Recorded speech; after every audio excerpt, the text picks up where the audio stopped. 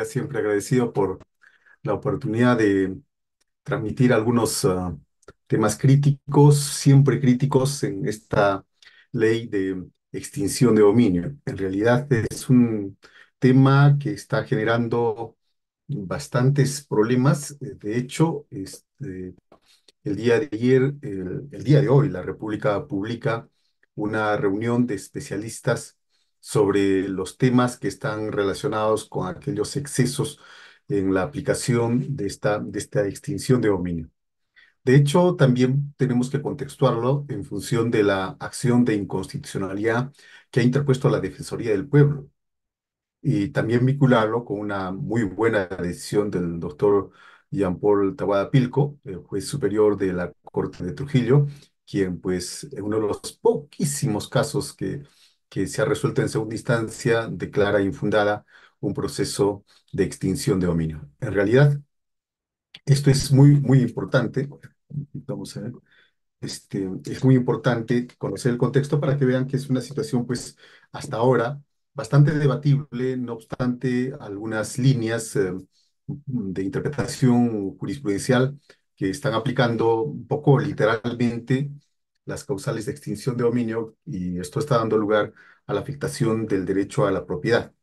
Definitivamente el contexto de afectación del derecho fundamental a la propiedad, artículo 70 de la Constitución, está pues bastante cuestionado, ¿no? El otro tema también de la presunción de inocencia, la carga de la prueba, temas que lo vamos a abordar uno por uno a propósito de los presupuestos de procedencia y también las garantías que pues, diseña este procedimiento que está relacionado directamente con la, una autonomía que supone no vinculación al proceso penal o a otro proceso, pues si haya expedido alguna sentencia, ¿no? Participaremos de algunas diapositivas en este momento para que se comprenda mejor. En una primera parte vamos a proponer o presentar solamente las diapositivas que están relacionadas al texto, después algunas más completas que están vinculadas ya a los esquemas de aquellos aspectos problemáticos, pero entremos con este decreto legislativo. Primero, un tema muy importante, el término extinción, pero antes de esto, estoy apresurándome un poco. Lo que pasa que en la dimensión de los procesos los delitos proceso están vinculados a aquellos delitos de producción, ¿cierto? Como el tráfico ilícito de drogas, secuestro, extorsión, lavado de activos, contrabando, defraudación aduanera, defraudación tributaria, pues muchas veces por el estándar probatorio que se exige, bastante exigente y que de pronto solamente superando cualquier duda se pueda condenar a una persona, pues da lugar a que estas absoluciones, por duda, no posibiliten la incautación, ¿cierto? El decomiso de estos bienes, porque resulta que simplemente la persona o el titular del bien no ha sido sentenciado. Y parece razonable. Si una persona no ha sido sentenciada, no es razonable que de pronto se pueda incautar y luego decomisar los bienes. Bueno, este es un primer punto que tenemos que conocer. Pero hay supuestos de absolución y de absolución, pues, vamos a referir en ello. Supuestos de absolución por duda, donde la realización del hecho punible está probado, pero no la vinculación o la atribución del sujeto. Y otros hechos donde no está probado ni el hecho punible ni la atribución, obviamente. Entonces, en aquellos supuestos donde está probado el hecho punible, pero no la vinculación o la atribución del procesado, pues puede resultar que se tenga bienes, ¿cierto? Muebles o inmuebles que representen contenido patrimonial. Y el tema está, ¿qué hacer con esos bienes?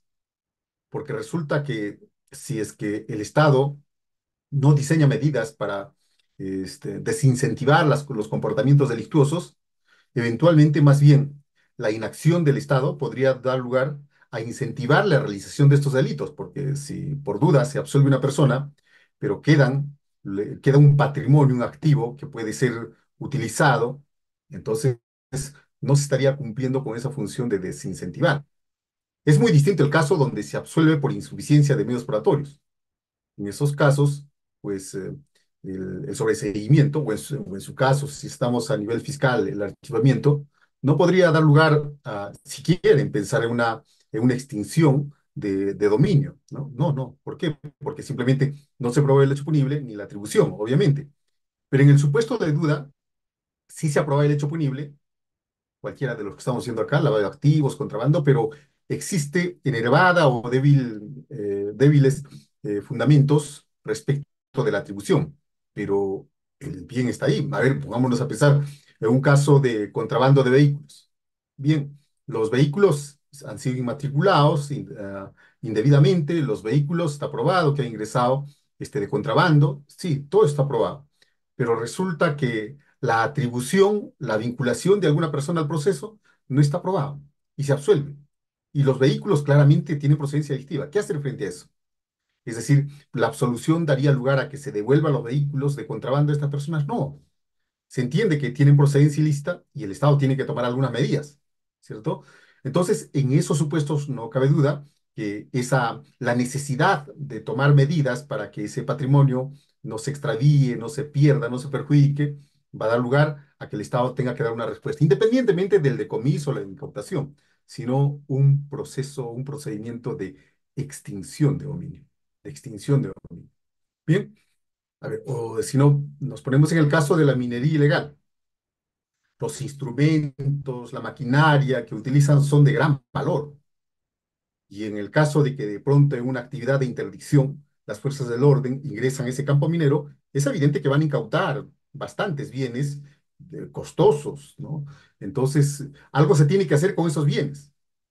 No nos quedamos solamente en el tema de la incautación o el decomiso, porque no estamos hablando de un proceso penal donde se podría activar esas medidas cautelares. No hay proceso penal, porque simplemente las personas dedicadas a la minería ilegal desaparecieron. Lo que tenemos solamente son esos instrumentos que sirven para la minería ilegal.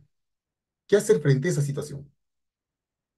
Es acá donde pues aparece, y estoy poniendo solamente algún ejemplo, este proceso denominado antes de pérdida de dominio, pérdida, comillas, de propiedad, se emplea el término dominio, nada más de forma general, para no estar en la línea de considerar que se está afectando la propiedad, que es un derecho fundamental, ¿cierto?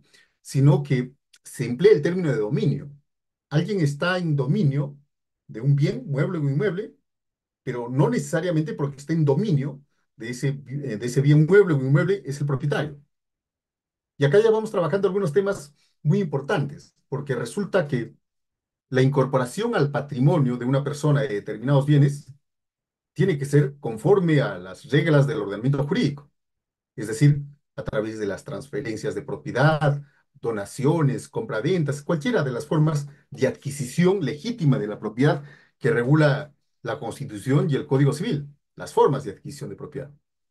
Pero ¿qué sucede en aquellos casos donde la adquisición de la adquisición, no digo de la propiedad, sino de ese bien con apariencia de legítimo, se incorpora a la esfera de una persona, a su esfera dominal, no voy a hablar de patrimonio?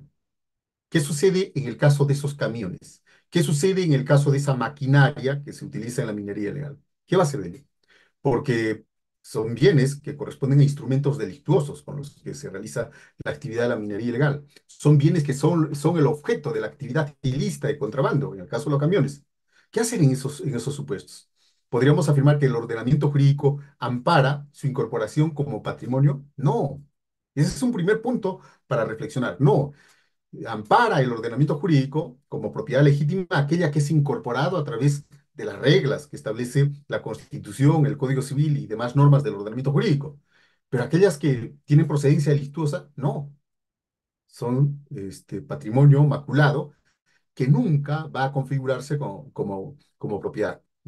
Incluso desde las perspectivas de los delitos comunes, bastante simples, si alguna persona realizando un delito de robo, este, pues incorpora a su esfera dominal, no estoy hablando de patrimonio, pues algunos bienes que ha sustraído. Bien, sí, pues está dentro de su esfera dominal, de dominio, pero nunca va a ser propietario, porque lo ilícito no es fuente del patrimonio, de la propiedad, no, no es fuente. Entonces, ese es el término, la situación que da lugar a que cuando anteriormente se regulaba pérdida de dominio, se asumía de alguna manera que hablar de pérdida de dominio, ergo de propiedad, suponía que la persona que tendría en su poder bienes, instrumentos u objetos de procedencia delictiva, pues habrían ingresado al dominio patrimonial de la persona, ¿correcto? Pero esa palabra de pérdida de dominio supondría eso. Por eso es que con la nueva legislación ya no se habla de pérdida de dominio, porque nunca hubo un dominio legítimo, sino se habla de extinción de dominio.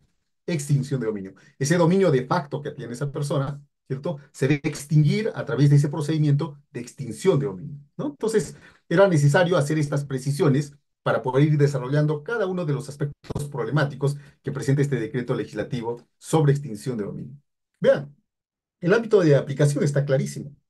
Tiene que ver obviamente con aquellos delitos que pues van a producir activos o en todo caso tienen activos pero como consecuencia del despojo. Siempre es importante hacer esa diferencia entre pues los delitos de producción, ¿cierto? De activos o los delitos de despojo de activos. De producción están ligados a todo un proceso económico, como la minería ilegal, como el tráfico ilícito de drogas, como la trata de personas, pero tenemos otros delitos donde, pues, de despojo, ¿no? Donde el proyecto criminal es el despojo, secuestro, robo, extorsión, todo lo que se está apreciando actualmente, son otro tipo de delitos. Pero lo cierto que, bien sea como producción o como despojo, va a tener siempre la configuración de bienes muebles con valor patrimonial, correcto, pero no por tener valor patrimonial, va a incorporarse a la esfera de propiedad de los sujetos que habían realizado el hecho delictivo, ¿no? Entonces, está claro esto, ¿no?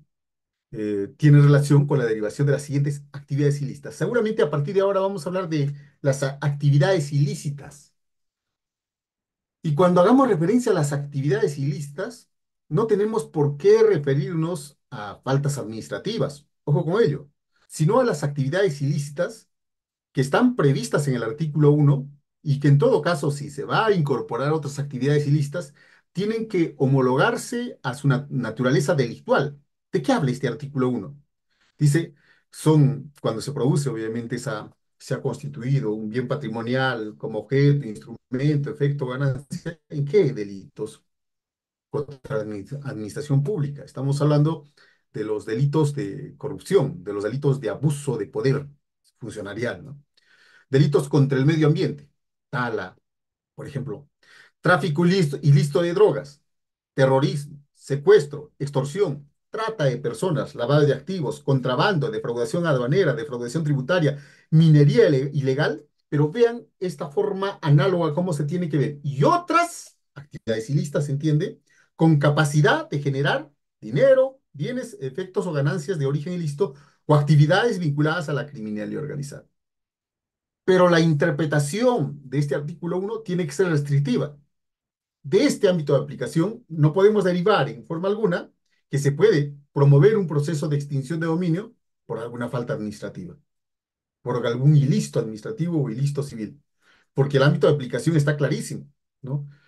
Se afirma, ¿cierto?, que en algunos casos hay un exceso cuando existe justamente esa suerte de zona gris entre el ilícito administrativo, sancionador, y el ilícito penal.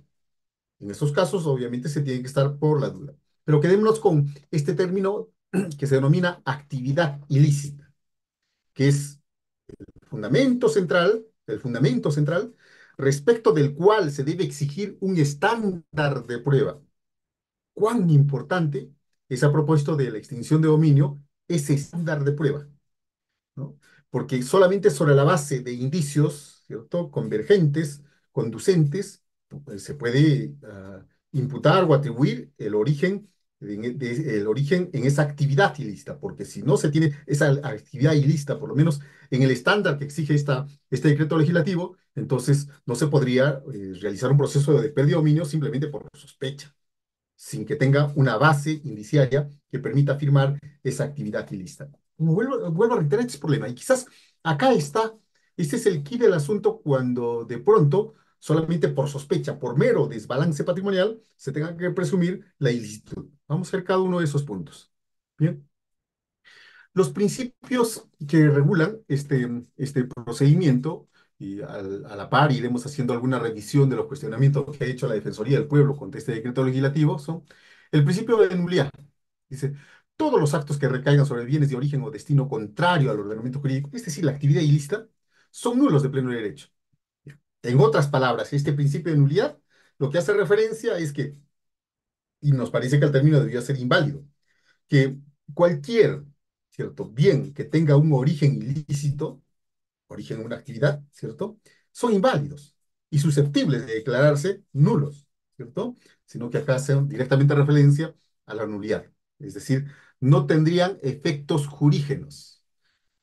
Y si esta persona que de pronto está poseyendo, está en su dominio, un bien que tiene origen ilícito o un instrumento que ha servido justamente para la realización del delito, transfiere a un tercero adquiriente de buena fe, ya comenzamos acá a ver algunos problemas. Ese tercero adquiriente de buena fe, ¿qué implicancia o qué legitimidad tiene para incorporarse al proceso como la persona que va a ser afectada realmente su patrimonio? ¿No? Bien. Luego tenemos el principio de espacialidad. Dice, los vacíos y ambigüedades que pudieran presentar este decreto legislativo en su interpretación o aplicación se resuelven según la propia naturaleza y principios del proceso que regula. Si a pesar de esto el vacío o ambigüedad persiste, se acude a la octava disposición complementaria final.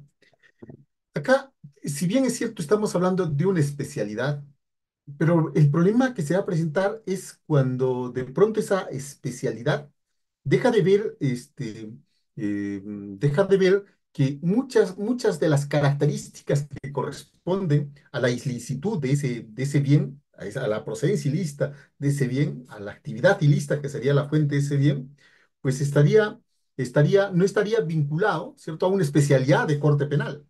Si estamos hablando acá, doctores, de contrabando, defraudación, secuestro, extorsión, entonces, ¿hasta qué punto nosotros podríamos indicar que esa especialidad debería ser ajena a los criterios que corresponderían a la actividad ilícita? Y tenemos acá el 2.3 cuestionado también por la Defensoría del Pueblo, cuando dice, el proceso de extinción de dominio es independiente y autónomo del proceso penal, civil u otro de naturaleza jurisdiccional o arbitral por la que no puede invocarse la previa emisión de sentencia. Acá es donde ya va apareciendo algunos problemas, porque va a ser suficiente con que el Ministerio Público realice una investigación y créame que a veces en los procesos complejos puede llegar hasta los 72 meses, es decir, 6 años de investigación reservada, sin que se ponga en conocimiento de la contraparte, pero ya viene apareciendo el problema acá porque resulta que como es un proceso autónomo, no está vinculado al proceso penal, ni a ningún otro proceso. Y esa autonomía es lo que va generando una situación, pues, de indefensión, porque resulta que la persona a la que le van a, ¿cierto? Contra quien se va a proseguir este proceso de extinción de dominio, pues va a tener conocimiento después de los 6 años. Después de los 6 años de indagación patrimonial que realiza el Ministerio Público, pues el requerido, así se llama a esa persona que va a ser emplazada, ¿cierto? Va a tener solamente 30 días para demostrar la procedencia ilícita del bien. Y esto obviamente es consecuencia de esa predicada autonomía que se dice del proceso de extinción de dominio. Entonces, como estamos viendo acá, ya tenemos un aspecto problemático y que de hecho el, en la acción de inconstitucionalidad que ha propuesto la Defensoría del Pueblo, pues aparece ya cuestionado de este 2.3, porque la necesidad de vincular, por lo menos con una actividad ilícita, que no sea una sentencia, pero que por lo menos permita pues encontrar algunos elementos de sospecha de que esos objetos o ese instrumento tiene procedencia delictiva, es muy importante porque, a ver, imaginemos en el supuesto de cualquier ciudadano, no sabe que Fiscalía está realizando una indagación patrimonial durante 6 años. Y el último día, después de los 6 años, ¿cierto? Aparece una demanda y recién en ese momento tiene conocimiento, amparado lógicamente este principio de autonomía de bienes. Entonces, es ciertamente problemático. Bien. Este 2.4 dominio de los bienes, otro principio, dice, la protección del derecho de propiedad, dice, vean ustedes, solamente va a ser amparado, y eso está bien, ¿no? Cuando han sido obtenidos con justo título y conforme al ordenamiento jurídico, ¿cierto? Pero el problema es, ¿cierto? Cuando de pronto tengamos otros bienes, si esto por lo menos en la presentación como principio está bien, si no, el tema es cuando de pronto la persona no tenga forma de probar la licitud, sino pues lo tiene porque de pronto es una fortuna heredada, pero un patrimonio como tal que aparece, pero sin embargo no existe elementos. Habría que presumir la actividad ilícita, entonces ya tenemos un problema, ¿no?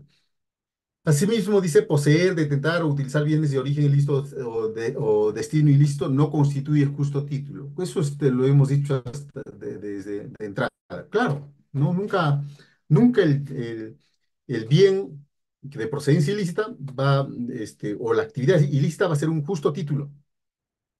Pero hasta acá yo creo que si la interpretación se hace conforme más o menos favoreciendo esta presunción de buena fe, del tercero de buena fe, podríamos avanzar bien, pero en tanto no se dé al tercero calificado una, la exigencia de que tenga que probar, ojo con ello, que tenga que probar la buena fe. Sí, lo que están escuchando puede parecer extraño, pero todos conocemos por conocimiento general que la mala fe es lo que se prueba, pero la buena fe no. Pero resulta que acá, en el proceso de extinción de dominio, aparece una extraña figura que se denomina buena fe cualificada. Es decir, buena fe cualificada en el sentido de que la persona que posee el bien, ¿cierto? Pues tenga que acreditar la procedencia ilícita, tenga que acreditar, perdón, esa buena fe cualificada con algunos elementos conforme lo vamos a ver luego. Bien. Otro tema, el 2.5, aplicación en el tiempo. Se da la ley y luego se dice que así los sucesos o los hechos de la actividad ilícita se ha producido con anterioridad, eso no va a interesar porque resulta que esta ley se aplicaría de manera retroactiva. Estamos hablando de un dominio, ¿correcto? Estamos hablando de bienes como tal. Y la aplicación retroactiva, por lo menos es el cuestionamiento que se hace, es contraria a la previsión constitucional, porque no nos olvidemos que regula pues, los hechos cumplidos como tal al momento de la emisión de la ley, que es lo que está pasando acá, que se emite la ley y no interesa si la actividad ilícita se habría producido con anterioridad, porque nos saltamos el artículo 103 que dice que la aplicación retroactiva de la ley solamente corresponde al derecho penal o normas de carácter penal, pero que favorezcan al reo. Y acá tenemos una extraña forma, ¿cierto?, de aplicación retroactiva. Esto ya es problemático y definitivamente, seguramente el Tribunal Constitucional tendrá que tomar una decisión al respecto, ¿no? Una aplicación retroactiva. Yo entiendo que de pronto algunos van a decir, pero ¿qué problema se hace, doctor, si en realidad hay ilícito, ¿cierto? Hay patrimonio ilícito que pues corresponde a una data antigua, correcto. Pero bueno, el problema es que el patrimonio va mutando de titular, se va realizando sucesivas transferencias y que de pronto, pues una vez vigente esta ley, simplemente sería esto tiene aplicación retroactiva. Hay problemas al respecto. Hay muchos problemas y entran obviamente en tensión los problemas que corresponden al tercero adquiriente de buena fe, fundamentalmente al tercero adquiriente de buena fe. El 2.6, siempre desde los principios, dice tutela jurisdiccional y debido proceso, ¿no? Este, plantea acá que este proceso de extinción de dominio, ¿cierto? Cumple con estas exigencias del artículo 139.3, pero bueno, como afirmación, así está, ¿no? Hace referencia a los derechos a la prueba y a la doble instancia, que forman parte del contenido del derecho al debido proceso. Pero decía hace un rato, cuando estamos hablando del plazo duplicado o prorrogado, un tiempo igual de los procesos complejos por extinción de dominio, pues que este puede llegar hasta los 6 años, en efecto, son 36 meses. Si se prorroga por otro tiempo igual, 36 más 36 son 72. 72 equivalen a 6 años. Bueno, ¿por qué hago referencia a este tema? Porque resulta que se afirma que el requerido va a contestar la demanda y vean, dirían algunos, ¿no? Acá tenemos en el 2.6 de los principios que tiene el derecho a la prueba. ¿Cómo podría probar o contraprobar el requerido, ¿cierto? En 30 días lo que el Ministerio Público ha investigado durante 6 años? ¿Cómo? Eso está clarísimo. La irrazonabilidad del plazo de los 30 días es patente. Considero particularmente que en este caso de darse una modificación, la indagación patrimonial debería tener dos fases. Una fase donde pues sí puede estar en reserva y otra fase donde el requerido pueda ya incorporarse en fase de investigación para efectos de que tenga tiempo, ¿correcto?, de reunir aquellos elementos que le permitan luego entrar ya en el proceso penal en estricto con la demanda que corresponda, y así el requerido podría, sí, pues configurar este derecho a la prueba. Porque si no, es simplemente una formalidad el decir que se está observando el derecho al debido proceso y entre ellos como contenido esencial el derecho a la prueba. ¿Qué hacer en 30 días? ¿No? Es evidente la semejante desproporción de 6 años a 30 días que no pueden ser superados simplemente con el discurso de decir que se tiene el derecho a la prueba. Otro tema, publicidad. Miren, como principio parece pues muy bueno, muy interesante. Caramba, estamos hablando de tutela jurisdiccional y debido proceso, luego se habla de publicidad. Pero nuevamente en el tema de la publicidad estamos ante esta situación de que la publicidad como principio, pero para el proceso, y que hay, ¿cierto?, de la reserva de esa indagación patrimonial durante 6 años. Ya, no hablemos de 6 años, hablemos de 5 años, 5 años. Hablemos de 4 años, 4 años. Hablemos de 3 años. Solamente quiero que se representen ustedes la idea de que ustedes están tranquilamente con su patrimonio y de pronto no saben que tras ustedes existe agazapado toda una investigación que recién se va a exteriorizar una vez que concluya la indagación preliminar. Que ustedes o cualquiera de nosotros nos deja pues con un tema bastante complicado porque no vamos a tener posibilidad seguramente en los 30 días de acopiar la información como para contraprobar la demanda de extinción de dominio, ¿no? Luego, tenemos la cosa juzgada, dicen, en materia de extinción de dominio aplica la cosa juzgada siempre que existe identidad de sujeto, objeto. Bueno, más allá de eso, creemos que ese principio es extrapolar. Donde sí vamos a tener problemas es con relación a la carga de la prueba. Aquí la carga de la prueba, el problema incluso cuestionado por la Defensoría del Pueblo, tiene muchas aristas, ¿no? Dice, para la admisión a trámite de la demanda de extinción de dominio, corresponde al fiscal ofrecer las pruebas o indicios concurrentes y razonables del origen o destino ilícito del bien. Bien, a ver, esto lo vamos a analogar un poco con el delito de lavado de activos, porque en el delito de lavado de activos, los verbos típicos de transferir, los verbos típicos de convertir, los verbos típicos de poseer o transportar activos de procedencia ilícita, de origen ilícito, pues supone que el Ministerio Público tenga que probar esa actividad ilícita,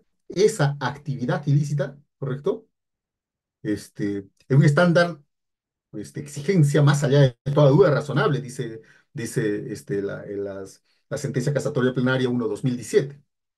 Es decir, que me pruebas la actividad ilícita, claro que sí. Que esa actividad ilícita sea una actividad genérica, idónea para producir activos, sí, pero sigue siendo una actividad y como tal se tiene que probar eso. Así que la mera transferencia, yo puedo en este momento transferir 200 soles a mi hijo y es transferencia, o la mera conversión, puedo comprar bonos si estoy conversión, eso no representa una ilicitud en sí, porque son actos que corresponden a los hechos económicos diarios que realizamos nosotros. Lo que va a dar contenido penal a la transferencia o conversión es su nexo, ¿cierto?, con el origen ilícito. ¿Bien? Solamente que en el lavado de activos, el origen ilícito, ¿cierto?, tiene que estar probado, pues, más allá de toda duda razonable. Estamos hablando de un estándar subjetivo, bueno, pero así lo hace referencia esta sentencia casatoria plenario 1/2017. Bueno, pero ya no estamos ante este lavado de activos, cuando son primos hermanos con la extinción de dominio.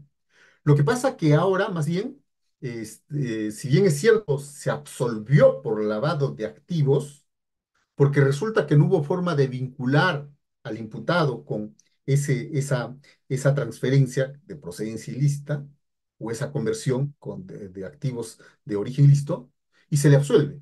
Pero queda en ciernes todavía ese patrimonio.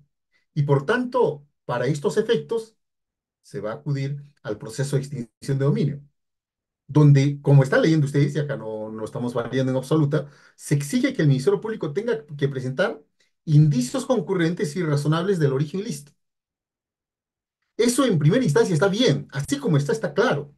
Así que el fiscal Si pretendes que te declaren fundada la demanda, tienes que tener los indicios concurrentes y razonables, porque tú tienes la carga de la prueba. Hasta ahí no habría ningún problema. La pretendida inversión de la carga de la prueba en el proceso de lavado de activos, en realidad es un extravío, una argumentación extraviada, digamos mejor, ¿no?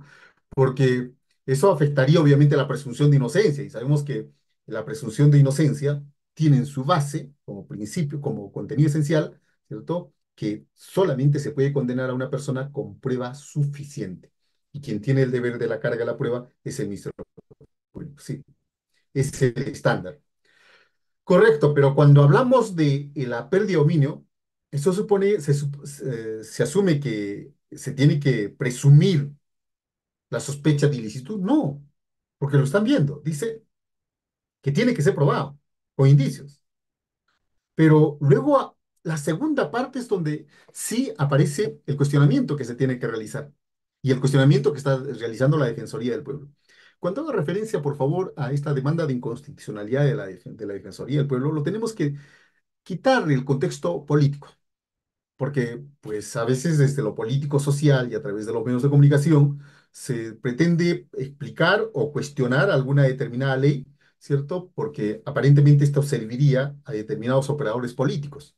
Nosotros lo que queremos es alejarnos de cualquier posibilidad de vinculación con fines políticos, como el caso, por ejemplo, de la vinculación política que se le hace al defensor del pueblo y obviamente que estaría vinculada también a esa acción de inconstitucionalidad, ¿no? De esta ley de extinción de dominio.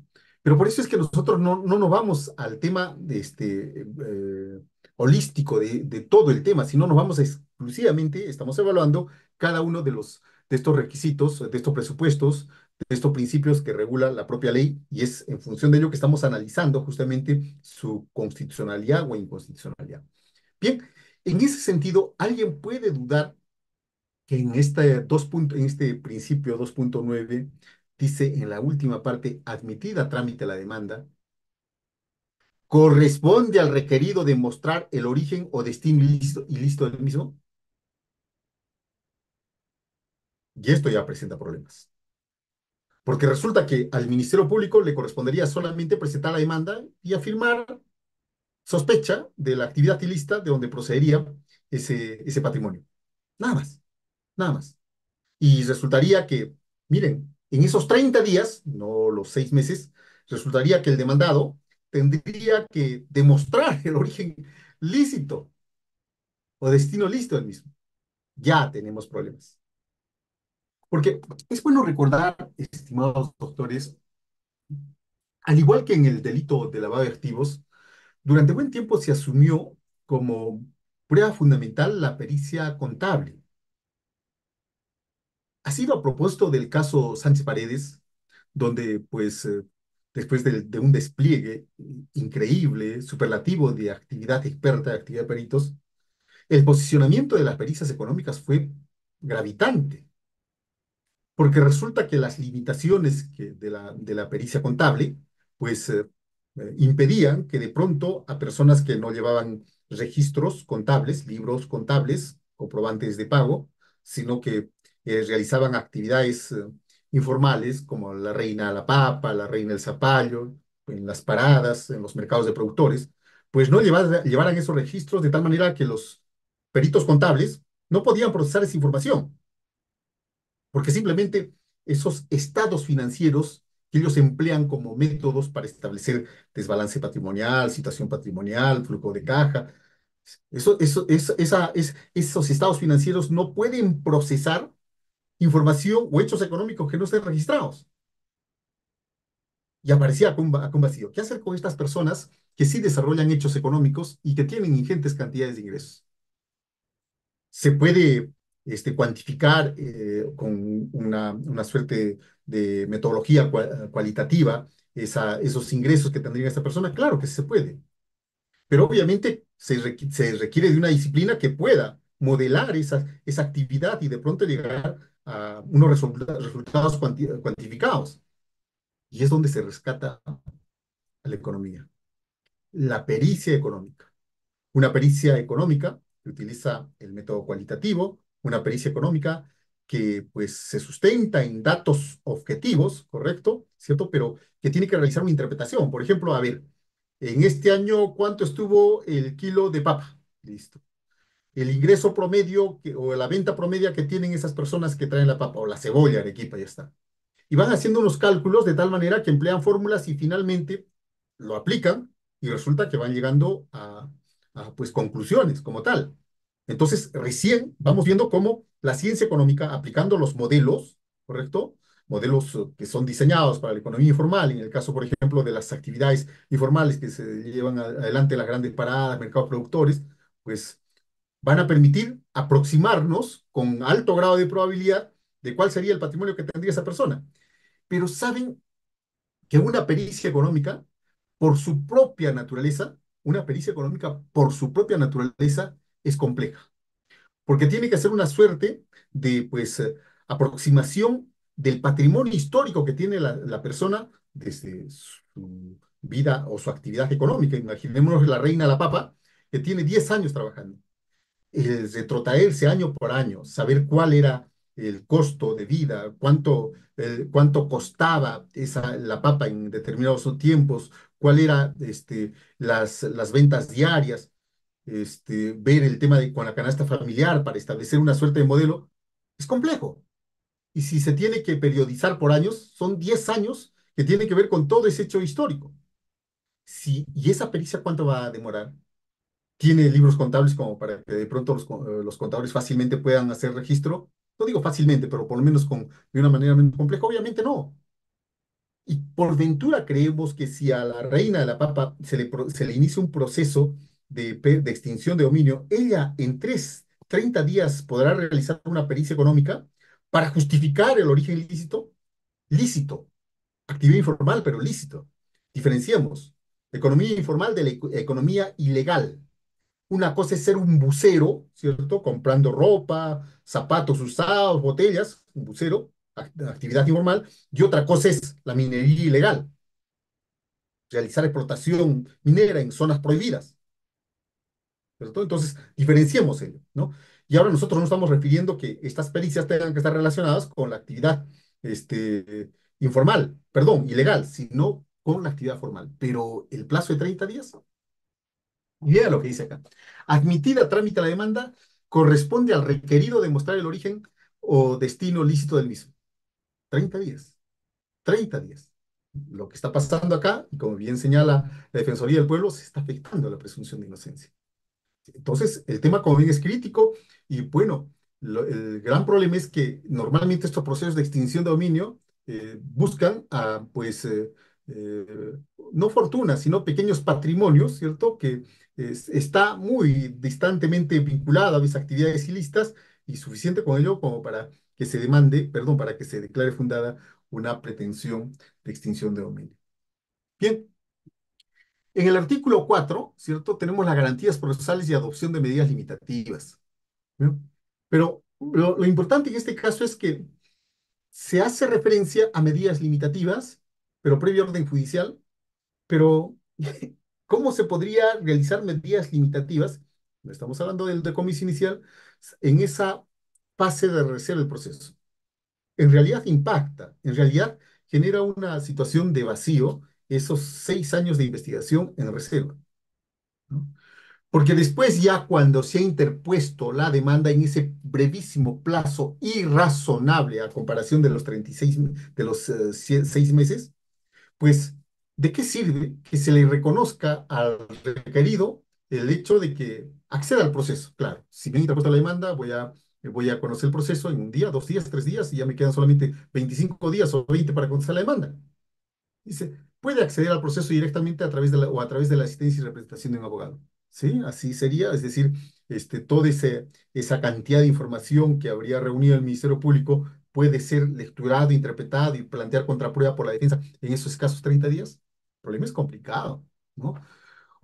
Como ves, dice, acceder al proceso directamente o a través de la asistencia y representante de un abogado desde que es notificado con el auto que admite la demanda o desde la materialización de las medidas cautelares. Ya tenemos problemas, ¿no? Conocer los hechos, un momentito, no está. Me había olvidado. Conocer los hechos y fundamentos que sustentan el proceso en términos claros y comprensibles. En otras palabras, la imputación, que debe ser imputación, ¿sí? Estamos hablando de imputación concreta, pero no la imputación en el sentido de una imputación al sujeto en la realización del hecho, sino la imputación de que esa persona tiene un patrimonio que deriva de una actividad ilícita. Así es una imputación, ¿no? Y acá ya viene un tema muy importante. Es una imputación, correcto, de que una persona tiene bienes de procedencia delictiva, de actividad ilícita, pero por lo menos por principio de tipicidad, artículo 2 numeral 24 literal D, se tendría que hacer referencia a qué tipo de actividad ilícita. No es razonable que de pronto simplemente se diga actividad ilícita y que los elementos de juicio no estén vinculados, por lo menos algunas de aquellas como a modo de ejemplos se ha propuesto, ¿no? Contrabando, minería ilegal, por principio de tipicidad tiene que ser así. Así que conocer los hechos en el sentido de que decir, tú tienes tres edificios, ya, tengo tres edificios, está imputando simplemente que es propietario. Y luego dice, y sospechamos que esto tenga procedencia ilícita, no estoy imputando nada. Estoy imputando que es propietario nada más. La imputación tiene que abarcar obviamente la actividad ilícita. Y esa actividad ilícita exige un mínimo de adscripción a la tipicidad. Por eso habíamos señalado al inicio, necesariamente tenemos que hacer referencia a una ilicitud penal, porque a guisa de ejemplo tenemos todos aquellos que son productores de patrimonio, ¿cierto? Y tenemos precisamente aquellos delitos graves como tal. Entonces ya tenemos problemas cuando dicen conocer los hechos y fundamentos que sustentan el proceso en términos claros y comprensibles. Términos claros será, estimados colegas, decir simplemente actividad ilícita. Luego dice, presentar y solicitar pruebas e intervenir en el resguardo de sus derechos en los 30 días. ¿Sí? Todo esto tiene que moverse en función justamente de esos 30 días. Entiendo que muchos colegas dirán, oiga, pero si cuando se interpone una demanda también el plazo es de 30 días. Bueno, estamos hablando de una pretensión civil de reivindicación, nulidad, ¿cierto? Donde no se ha hecho una investigación de 6 años en reserva, sino que las cosas están claras. Si hay una persona que de pronto está en posesión de un bien que no es de su propiedad, todo el tema no requiere más investigación. Pero acá estamos hablando de el patrimonio histórico que tiene una determinada persona y cuya sospecha, ¿cierto?, de derivar de una actividad ilícita corresponde a la afirmación que realiza el Ministerio Público, ¿no? Por esa razón es que señalamos que los 30 días son diminutos a comparación de los 6 años de investigación. Dice controvertir las pretensiones interpuestas por la Fiscalía en contra de los bienes, renunciar al debate probatorio y optar por una sentencia anticipada de extinción de dominio. Temas en realidad, como ven ustedes, harto cuestionables, ¿cierto? Porque dice, pues, controvertir las pretensiones interpuestas por la Fiscalía en contra de los bienes, que la pretensión de pérdida de dominio, perdón, extinción de dominio es in reis, persigue a la cosa y no a la persona, pero si persigue a la cosa y no a la persona, ¿quién va a ser afectado con la extinción de dominio? Va a ser una persona, va a ser una persona. ¿Y qué se le imputa a esa persona? Estar en posesión, es que en su dominio está bienes provenientes de una actividad ilícita. Si es así, en todo caso, pues que el estándar de información que esté relacionado a la actividad ilícita sea lo suficiente como para habilitar, obviamente, la interposición de la demanda. Bueno, la comparecencia al proceso, no vamos a hablar mucho de eso, es solamente el hecho de que está facultado a comparecer mediante un abogado, de menores de edad, incluso, ven ustedes. Acá tenemos el otro tema que está relacionado con esos presupuestos para que proceda la extinción de dominio, ¿no? Esto es muy importante. ¿No? Lo que pasa, al igual que toda pretensión, y esta extinción de dominio está contenido en una pretensión de extinción de dominio, tiene sus presupuestos. Obviamente en este largo listado, 7.1 desde la A hasta la G, no encontramos, no son copulativos, sino que puede realizarse cualquiera de ellos para interponer esta demanda. Lo que tenemos acá que aquellos presupuestos, porque si de pronto se interpone una demanda ajena a estos supuestos, una demanda de extinción de dominio, tiene que ser declarada improcedente, porque estos presupuestos dado que van a afectar directamente un derecho fundamental como es la propiedad prevista en el artículo 70 de la Constitución Política del Estado, dado que se va a dar ello, entonces la interpretación que tenemos que realizar de estos supuestos es restrictiva. Veamos cuáles son esos supuestos. Comencemos. Dice, cuando se trate de bienes que constituyan objeto, instrumento, efectos o ganancias de la comisión de actividades ilícitas. Subrayemos nuevamente la comisión de actividades ilícitas.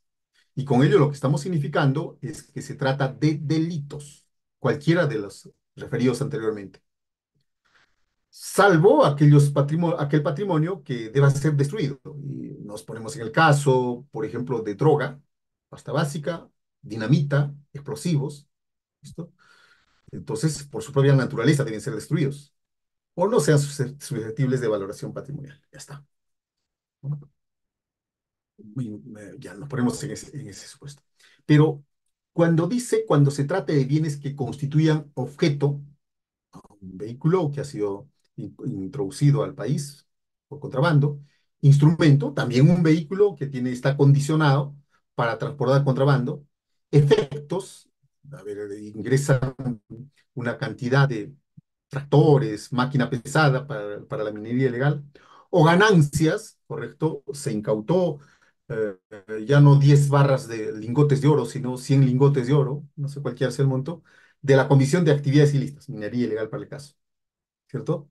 Entonces, lo principal es decir qué bienes se tiene, ¿cierto? Fulano de tal tiene la posición de 10 lingotes de oro. Fulano de tal, pues, está en dominio de 10 tractores, 10 maquinarias pesadas para el movimiento de tierras en la actividad de minería ilegal. Decimos eso, ¿correcto? Bien, pero después de la afirmación de ese dominio que tiene sobre ese patrimonio, seguidamente lo que tenemos que hacer es referir esa actividad ilícita, porque si no se afirma esa actividad ilícita, es improcedente. Pero esa actividad ilícita, en una interpretación sistemática con este dispositivo, regresemos un poco,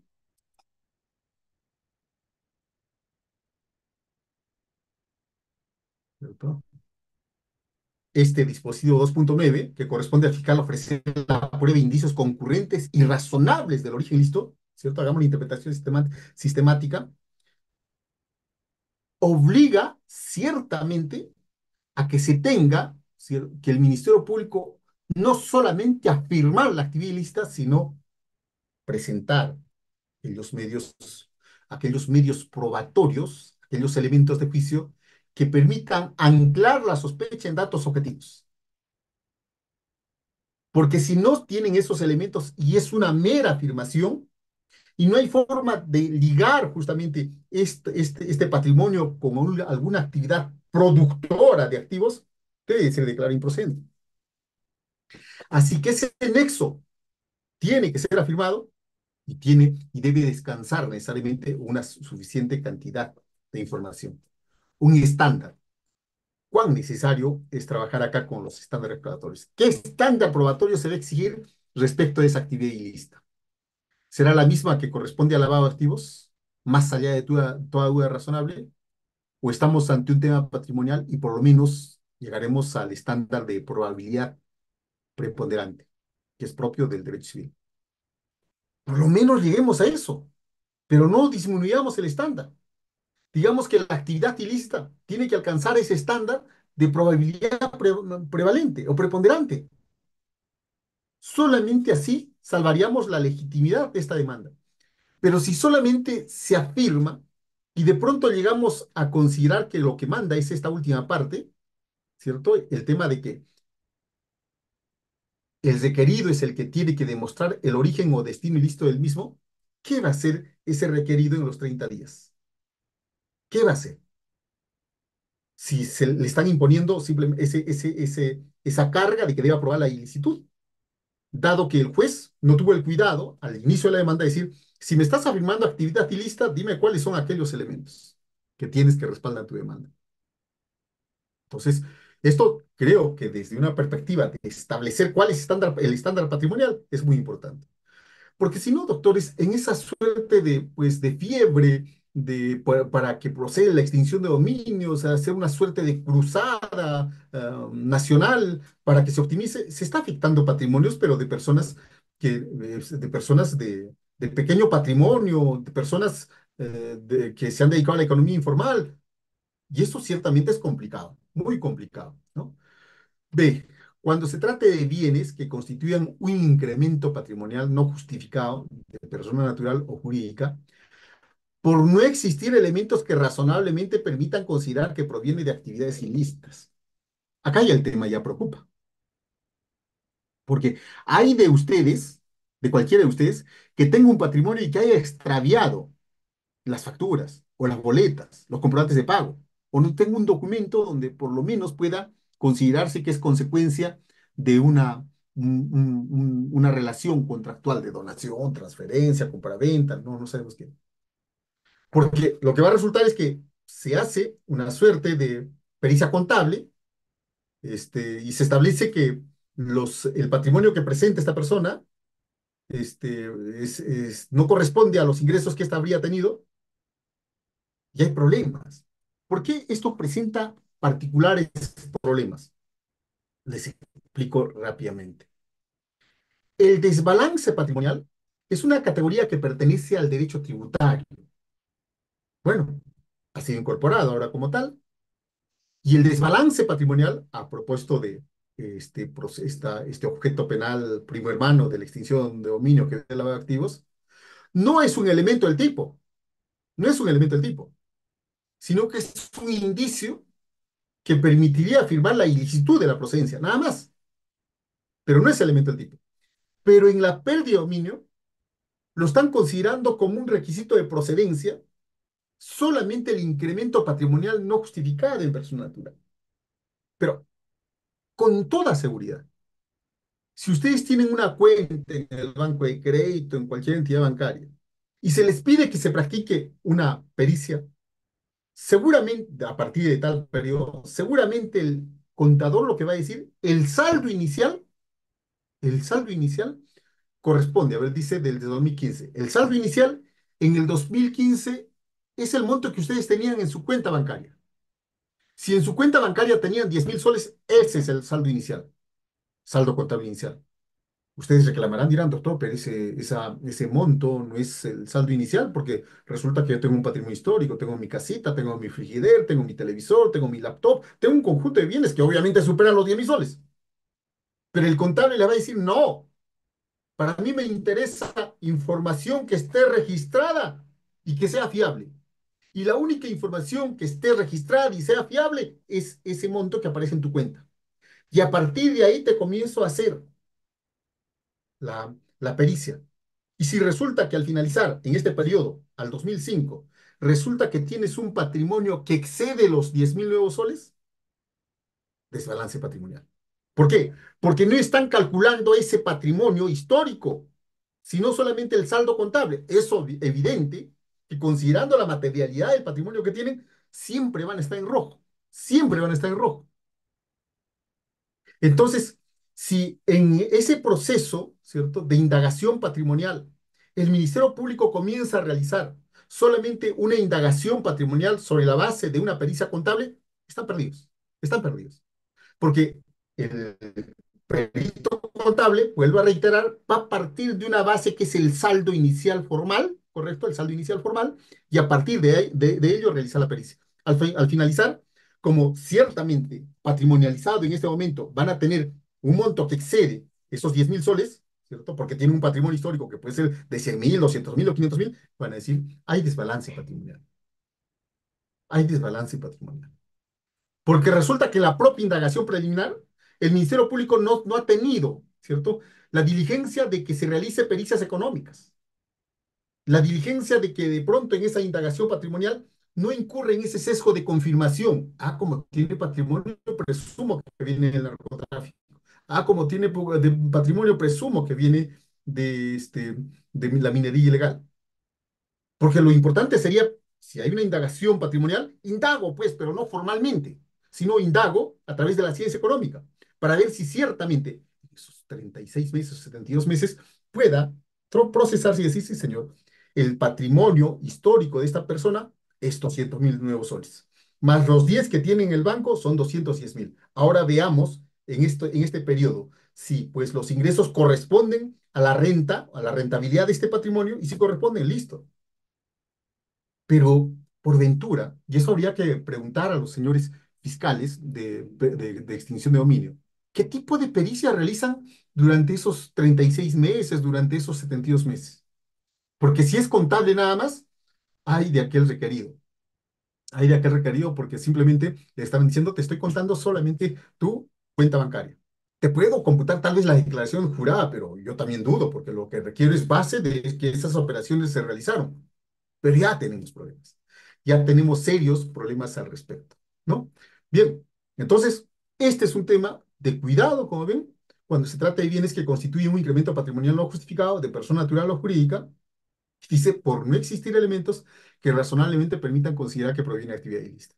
Habría que preguntar a los señores fiscales si en su momento realizaron esa pericia económica con modelos, con fórmulas que permitan finalmente llegar con fuerza a ese patrimonio. Es que en la pericia contable hay un problema.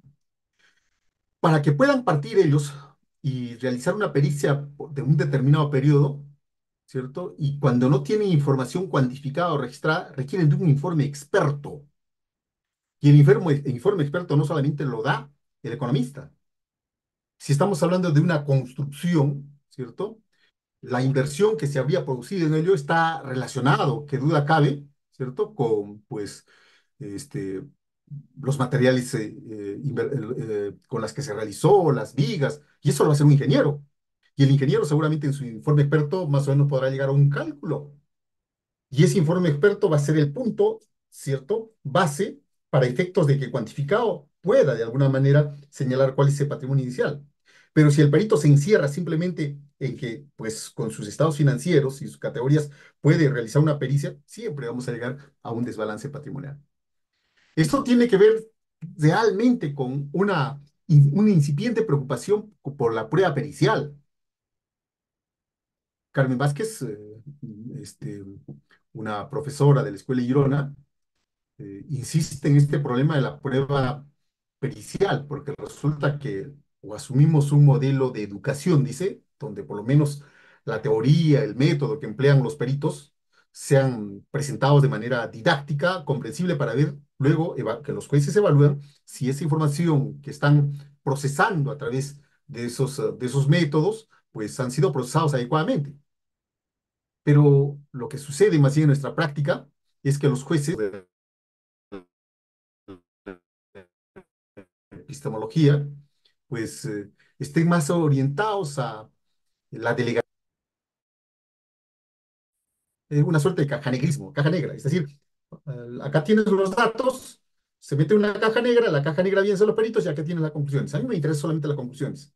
Con ello, olvídense, estamos empobreciendo completamente la decisión judicial, porque finalmente los jueces están deferiendo o delegando, ¿cierto?, toda la actividad jurisdiccional a lo que haga el perito. Entra la información, hay una caja negra, se lo mueve y luego tenemos las conclusiones. Eso es completamente inadecuado. Así es que este es un tema que se tiene que reflexionar fuertemente a propósito de los procesos por pérdida. C. Cuando se trata de bienes de procedencia ilícita que han sido utilizados o destinados para ocultar, encubrir, incorporar bienes de ilícita procedencia o que se confundan, mezclen o resulten indiferentes con bienes de origen ilícito. Y es que en estos casos tenemos que insistir nuevamente en la procedencia ilícita, que la procedencia ilícita no corresponda solamente a una etiqueta, que no corresponda solamente a la afirmación en esta pretensión de extinción de dominio, ¿cierto? Que no corresponda solamente a la afirmación de etiqueta, sino que siempre debe tener una base descriptiva que permita afirmar la procedencia ilícita. Los penalistas saben bien que cuando hablamos de elementos normativos, no existen elementos normativos puros, sino que, por ejemplo, si digo ajeneidad, me estoy refiriendo a esta cosa y lo valoro en el sentido del elemento normativo ajenidad. Esta cosa descriptiva es ajena. Y si estoy hablando de procedencia ilícita, es clarísimo que estoy haciendo referencia, claro está, a un origen ilícito, pero debo requerir esa base descriptiva, que han sido utilizados o destinados para ocultar, encubrir, incorporar bienes de ilícita procedencia. Tendré, cierto, que cuando realice esa suerte de subsunción o adquisición, ¿qué estoy haciendo? Ocultando, ¿qué estoy haciendo? Encubriendo, incorporando, pero lo tengo que señalar, ¿no? Cuando se trate de bienes declarados en abandono o no reclamados. Bueno, es lo menos lesivo, ¿verdad? Y se tenga información suficiente respecto a que los mismos guardan relación directa o indirecta con una actividad ilícita.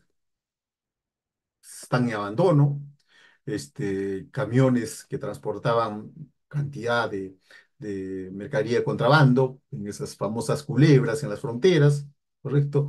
O de pronto, mineral, ¿cierto? Que tiene que ser procesado para, luego lograr el oro, ¿cierto? Pero que es abandonado cuando hay una suerte de interdicción, actividad de interdicción que realiza el Estado. Bueno, han sido abandonados y es suficiente, ¿no? Y como está directamente relacionada, directa o indirectamente con la actividad ilícita, como no, por ejemplo, si en el campamento ese campamento ilegal de minería es donde encontramos ese mineral, claro que sí, como cuando de pronto encontramos abandonados dos camiones donde se traslada, por ejemplo, este, pasta básica o cocaína, claro que sí. Entonces, eso requiere necesariamente que se precise cuál de estos supuestos se presenta. Cuando los bienes o recursos de que se trate provengan de la enajenación ilícita o constituyan objeto de instrumentos efectos de ganancia. Lo que sucede es que en este caso, si yo tengo un bien de procedencia ilícita, ¿correcto? Y los he permutado con bienes de procedencia lícita, Andrés, mi amigo, tiene su camión, yo tengo mi camión, pero mi camión es de procedencia ilícita, de mayor valor que su camión, y para lograr, ¿cierto?, de alguna manera incrementar mi patrimonio, esta relación contractual de donación no legitima en absoluto, pues, este bien o el bien que se traslada. Si la otra persona actuó de mala fe, también es perjudicado con él.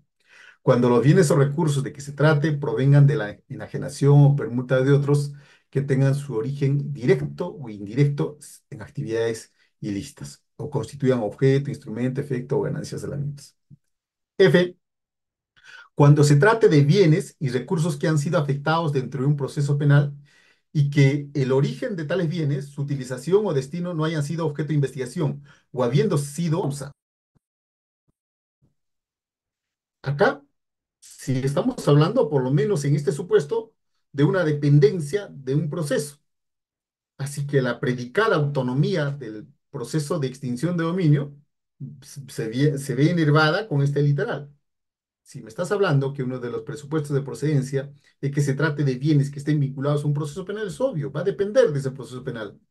Y que el origen de tales bienes, su utilización o destino ilícito no hayan sido objeto de investigación, o habiendo sido, habiéndolo sido, no se hubiera tomado sobre ellos una decisión definitiva por cualquier causa. Bien. Y finalmente, cuando se trate de bienes objeto de sucesión por causa de muerte y los mismos se encuentren dentro de cualquiera de los presupuestos anteriores. Es que la muerte del sujeto que tiene en su dominio bienes que provienen del activista, la muerte no blanquea, la muerte no legitima. La muerte, pues, no va a ser que el sujeto, el sucesor, adquiera la legitimidad. No es un filtro la muerte del sujeto que estuvo vinculado a las actividades ilícitas y que por esa razón tuvo esta actividad ilícita. Así que, por más, ¿cierto?, que se le entregue a esa persona, no va a poder disfrutar, ¿cierto? Pero yo no tengo ningún problema en afirmar que eso está bien, pero lo que sí es importante, vean ustedes, que esté acreditado con un estándar de suficiencia que provenga de una actividad ilícita, porque si no, el suya que no le atañe. Podremos decir, pero proviene de la actividad ilícita. Bueno, si me afirmas que proviene de la actividad ilícita, pues que exista por lo menos un estándar de suficiencia como para sostener esa actividad ilícita. Acá tenemos algunos extractos que están relacionados a este proceso interpuesto por la Defensoría del Pueblo. Y hace referencia acá al derecho a la propiedad, porque ciertamente el derecho a la propiedad es un derecho fundamental. en una sociedad que se mueve sobre la base, precisamente, no solamente de la libertad, sino también de el derecho a la propiedad, es un derecho fundamental base. Tal es así que, pues, está regulado no solamente en el artículo 70 que hemos indicado, sino en el artículo 17, en el artículo 21, ¿no? Em, Desde una perspectiva de los derechos fundamentales, hay algunos cuestionamientos en el sentido de referir que no tiene tal entidad como la libertad, pero es un cuestionamiento que se hace al derecho a la propiedad como un derecho fundamental central. Pueden leer a Luigi Ferraioli. ¿Bien? Pero hasta acá nuestra Constitución lo reconoce como tal y nosotros somos sujetos a la Constitución. Listo. ¿Y qué es lo que declara la Declaración Universal de Derechos Humanos? Artículo 17. Toda persona tiene derecho a la propiedad individual y colectiva. Nadie será privado arbitrariamente de su propiedad. Derecho humano, correcto. Declaración Universal.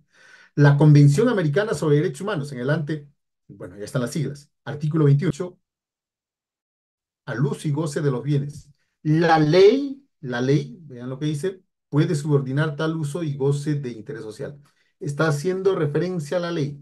La Convención Americana dice ley, no decreto ley, no decreto legislativo, sino ley en sentido estricto, y esto va a tener bastantes repercusiones. Y el artículo 70 de nuestra Constitución sí dice esto. El derecho de propiedad es inviolable. El Estado lo garantiza. Se ejerce la ley.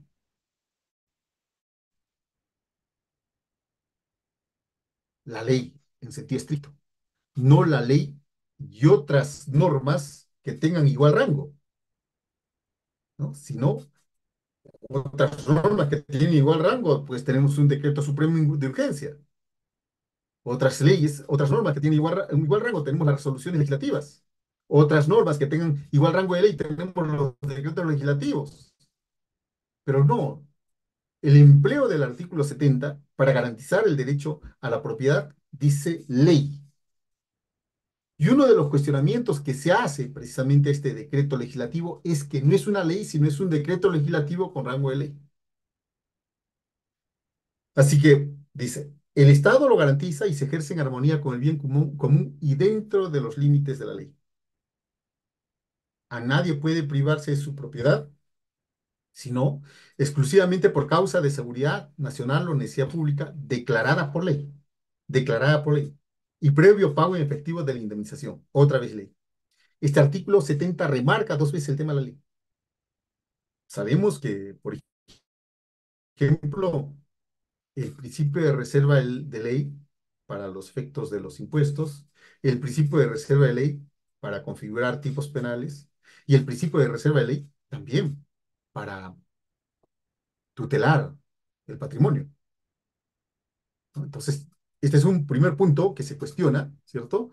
En esta acción de inconstitucionalidad.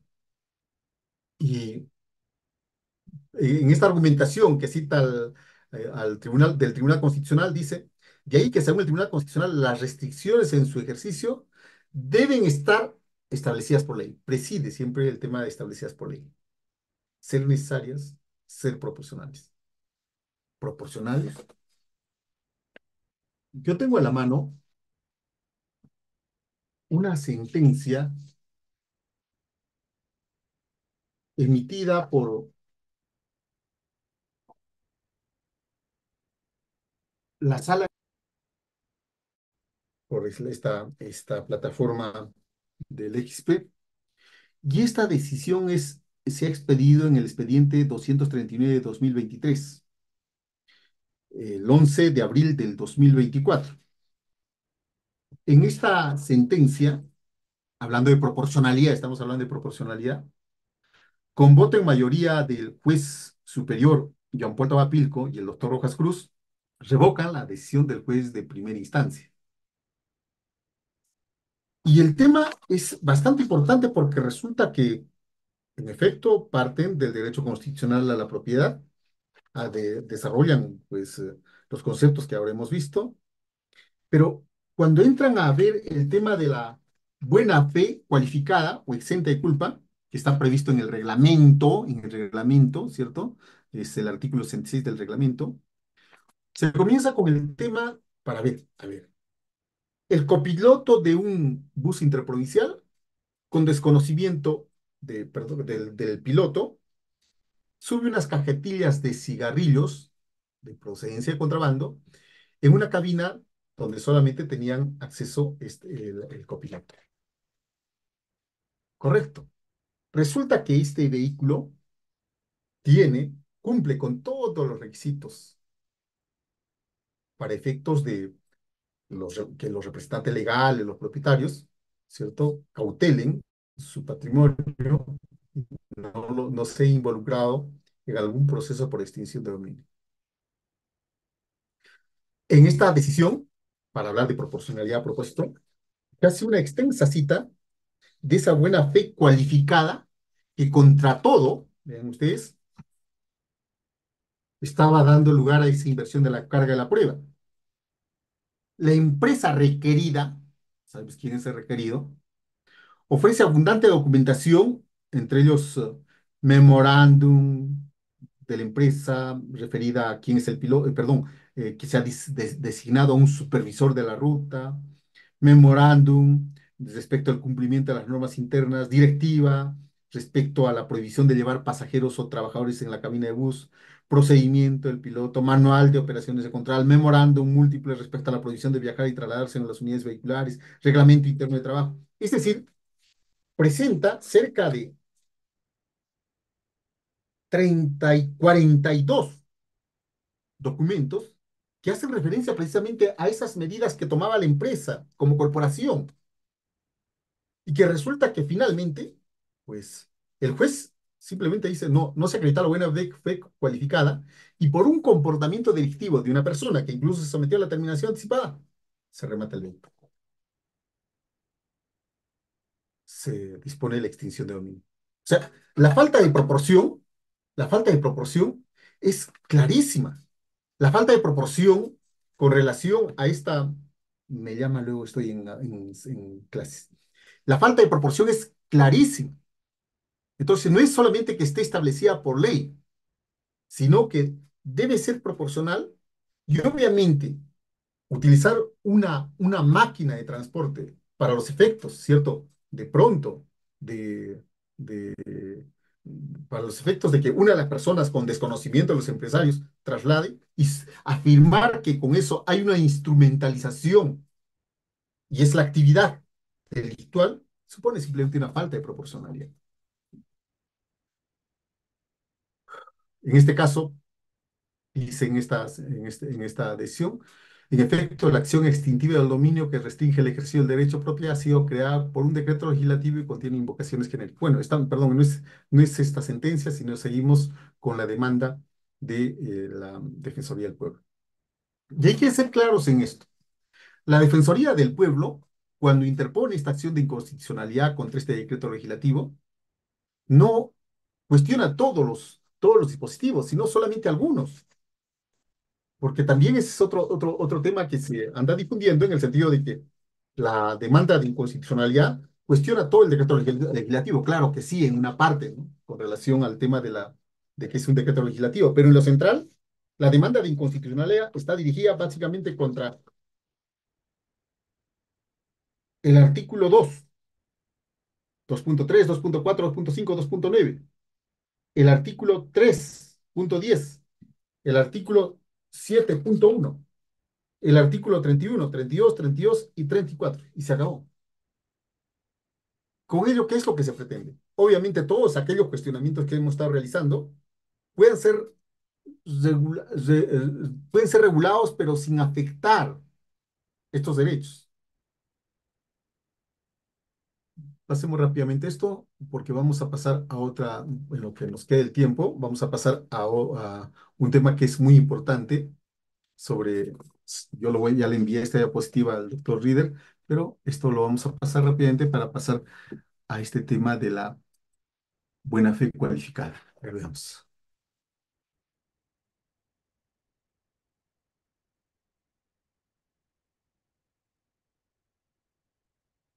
¿No?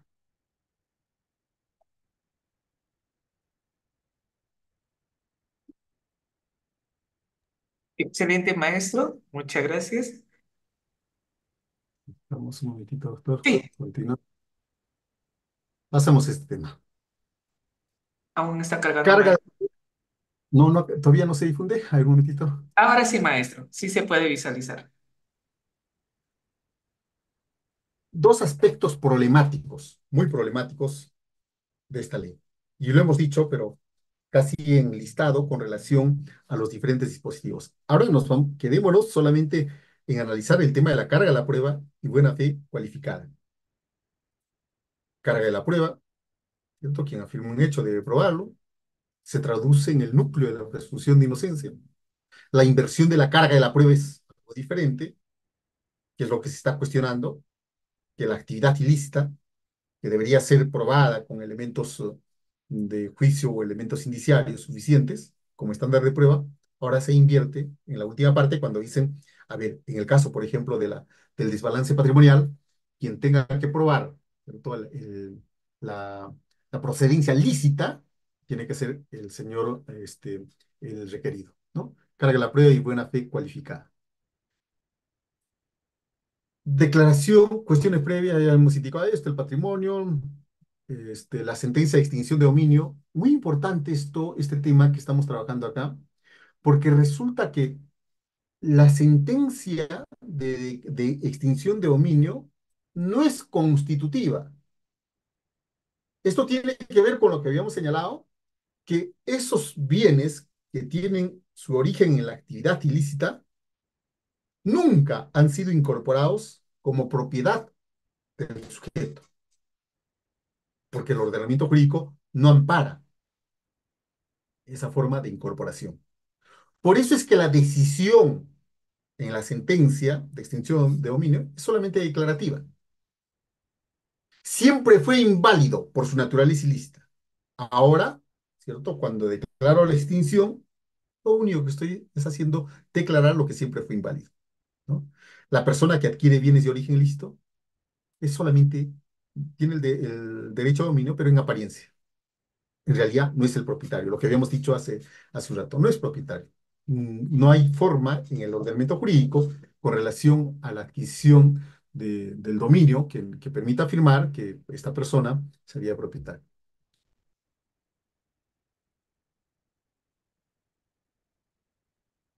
Este artículo, carga de la prueba, 2.9 y lo habíamos señalado. Para la admisión a trámite de la demanda de extinción de dominio, corresponde al fiscal ofrecer, esto es fundamental, debe ofrecer las pruebas o indicios concurrentes y razonables del origen ilícito.